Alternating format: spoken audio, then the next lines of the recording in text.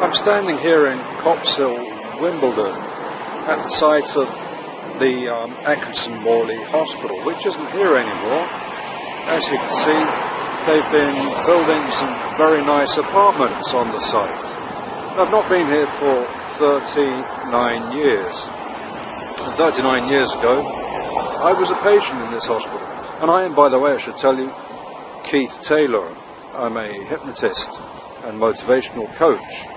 And the reason I've come down here after 39 years, it's the first time that I've been here, is because I want to talk to you about a subject that I think that none of us have talked about enough. There's a lot of my colleagues talk a lot about success, and I want to talk about the flip side of that coin, success. Because 39 years ago, when I was in the Atkinson Morley Hospital, I'd had an accident, and success is not what I was going to be looking at. Because at that time, I was badly injured, and I was given a diagnosis I wasn't given it at the time, but my parents were given the diagnosis that I was in a vegetative coma, and that if I came out of that coma, I would be permanently paralysed. And indeed, when I came out of that coma, and when I was sensible enough to understand, they told me that I would be permanently paralysed, and I didn't accept that diagnosis. I made the determination, as you can see, that I would one day walk. So the flip side of this success coin that I want to talk to you about, which everybody's afraid to talk about, I believe, is the other side, which is failure. Because everybody is afraid to face failure.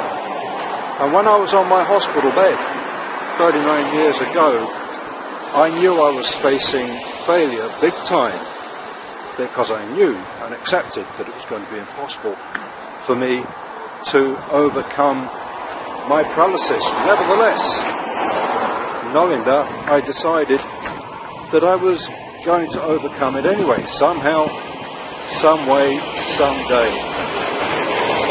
So, knowing that, I just focused my mind and accepted that there was going to be a lot of hurt, there was going to be a lot of frustration, there was going to be a lot of pain, and there was plenty of that.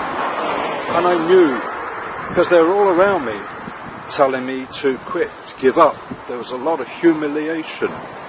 And this is the reason why people are afraid to get going. They're afraid of all the humiliation that they're going to get if they try to do anything. So they never get started. They're afraid of all the friends and family and co-workers who are going to be getting down on them, telling them to quit, telling them they won't succeed. They're afraid of trying and failing and falling on their faces and having people laughing at them, so they never get started. But there was, imagine you were on that bed with me, looking up at the ceiling, unable to move because you were paralysed. And I had a lot going for me, even though I was paralysed, because I had my entire life ahead of me. That gave me a lot of time. And in many ways that gave me a lot of advantage, because that gave me one thing that I could use. One thing, only one thing. That gave me free access to my mind. That was all I had. So I used it. I used that mind and I focused it. I just decided if it took me 36 years, I was going to overcome that paralysis. And I'm not pretending it was easy, because I was in a lot of pain at the time.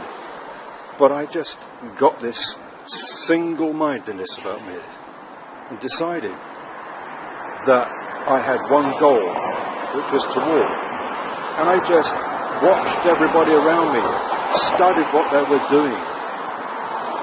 And I imagined myself walking. Every waking moment, I imagined myself walking. I studied how people walked. I studied the way they stood. I studied everything about walking. And if you have a project that you want to do, what you have to do is to just study everything about what that project is about. But don't just study it, you have to physically do it. Don't be afraid of people laughing at you. Don't be afraid of failure. Just get out there and get started. Get doing it. And look forward to the failure. Look forward to falling on your face. Because believe me, I fell on my face a lot. Because to begin with, I couldn't even move. I just had to spend every day in my mind thinking, how would my body move if I did know how to move it? How would I connect my mind to the muscles in my body? I just focused on that all the time. I just had to think to myself, what would it feel like if I could feel my body? What would it feel like if these muscles moved? I didn't know how any of that felt. I just had to imagine it. So all you have to do is to decide what it is you want, what it is that you've got to do, and just imagine how it would look, imagine how it would feel, and then actually start to put it into place, start to do it. Be prepared for it to go wrong, and accept it when it goes wrong. And if you can look up, you can get up. And if you're face down, you can push round and you can still get up. Like I did. Because when my muscles and my physical body started to get the sensations back, and when I started to be able to motorize my body again, I still had a long way to go, and I had to fall out of that bed the first time I got out of bed. I fell on my face, and the doctors and nurses dragged me back into bed. They told me off. They were on my case all the time, telling me off, berating me. Some of them were laughing at me, some of them were telling me off, and I got no end of pain from them. But it didn't stop me. As you can see, I'm still walking around. And here in the Chase, Harbour's Ridgeway in Wimbledon. Not been here for 39 years and walking reasonably well. Although it took me 12 weeks before I started walking, and that was a miracle in itself, but it was over a year before I could walk properly. I was still falling about a year later, as I had no physical sense of balance. I only could keep my balance with visual cues at that time, because I had no sense of the ear balance. I had no feeling in my feet. But I didn't give up. I kept going. I kept trying, and I didn't listen to all those people who were telling me to quit, give in, and telling me that I would never be able to walk again. I just kept trying. I kept going. I didn't listen to them. Because when you're trying to reach your success, if you want to double your success, you have to double your failure. The problem with people is that they're focused on success. And because they're focused on success, they never get there. Because they're not prepared for the failure. They're not prepared for all the naysayers. They're not prepared for all the humiliation. They're not prepared for all the people who are going to be trying to bring them down. And you have to make yourself impervious to that and not listen to that. You've got to go out looking for that. You've got to go out expecting that. Because you're going to get that. And you have to make that your lifeblood. You have to make that your fuel. You have to make that your purpose. And that is so important. Because over the last 39 years, I've had a lot of that. I've had a lot of failure, and I still haven't reached my ultimate goal. There's still so much more that I can do. But I'm proud not of my success, but of my failure. Because all the time while I've been having that failure, I've done fabulous things for other people. I've been able to help people who are in trouble. I've been able to help people even when I was in that hospital.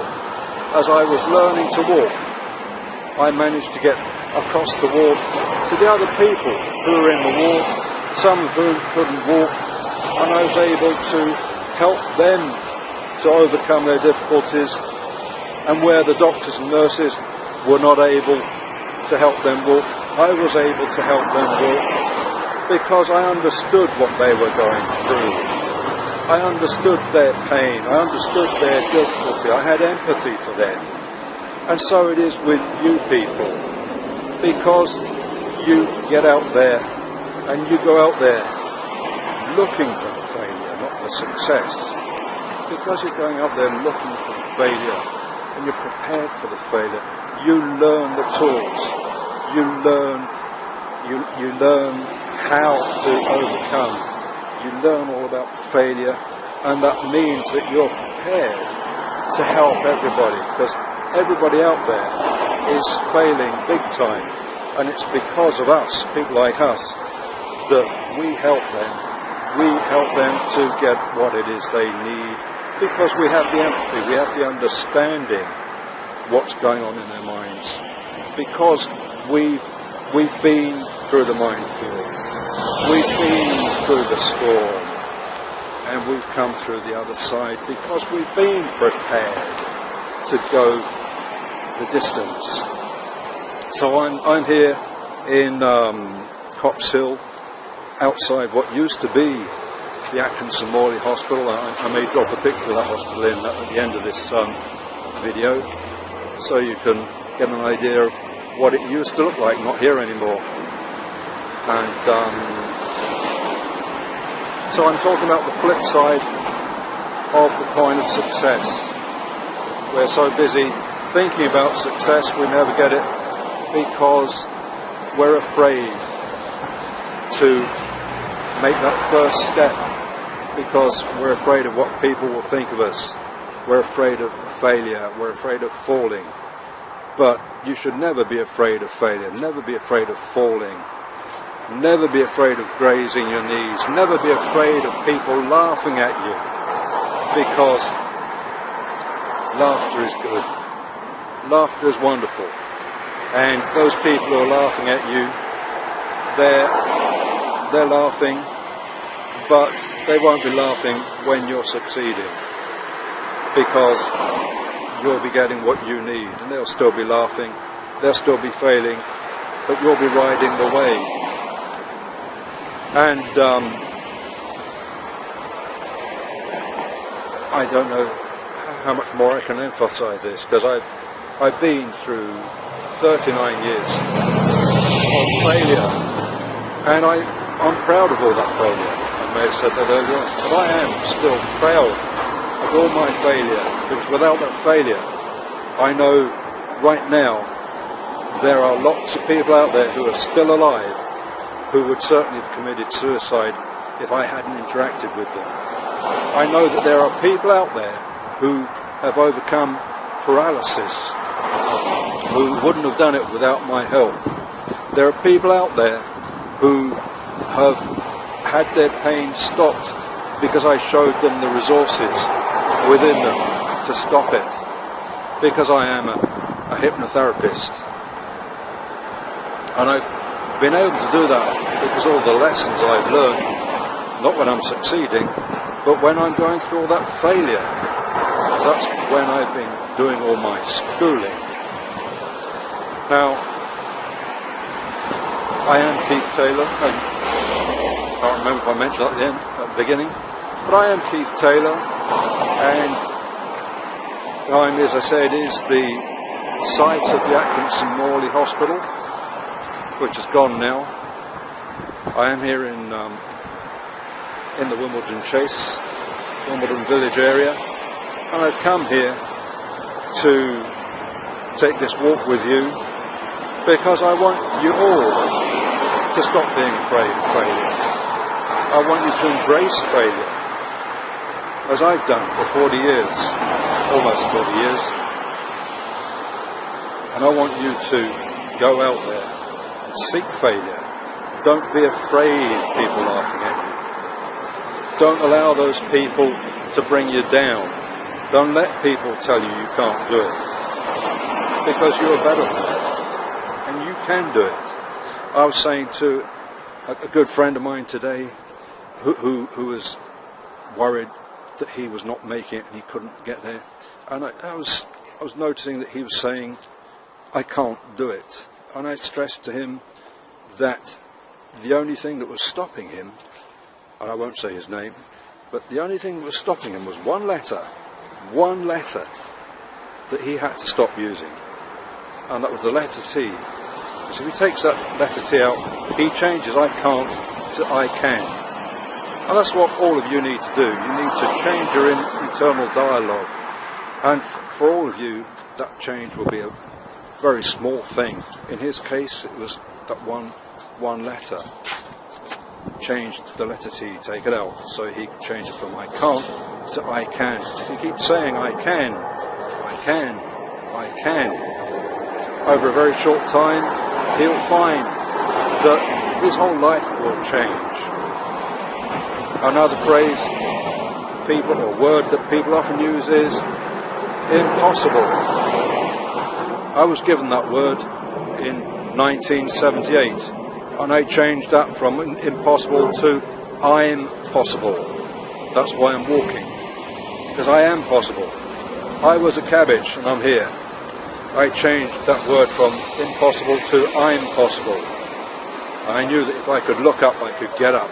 So what little thing is it in your life that you can change to make your life turn round? Perhaps it is only that flip side of the coin that you need to go out and seek that failure. Maybe you only need to double your failure rate and you'll double your success rate. But I only wanted to make this a short video, so I'm thinking that I'm going to bring this to a close now. So if you want to book me, please do. I'm Keith Taylor. I'm also known as a Hypno-Sensei, a name I was given by one of my Chinese language students who thought I was very wise, so she started calling me Hypno-Sensei. And you can find me on my website, which is hypnosensei.co.uk or hypnosensei.com. You can also telephone me on my UK telephone number, which is 0208 664 9595. You can also Skype me on Keith Anthony 0169. Do specify hypnosis.